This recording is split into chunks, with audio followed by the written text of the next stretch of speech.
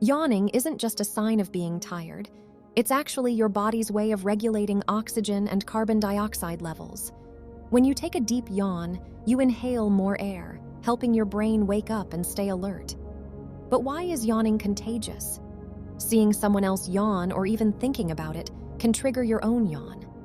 Scientists believe it's linked to empathy. Our brains mirror others' actions to connect socially. So next time you yawn, remember, it's more than just being sleepy.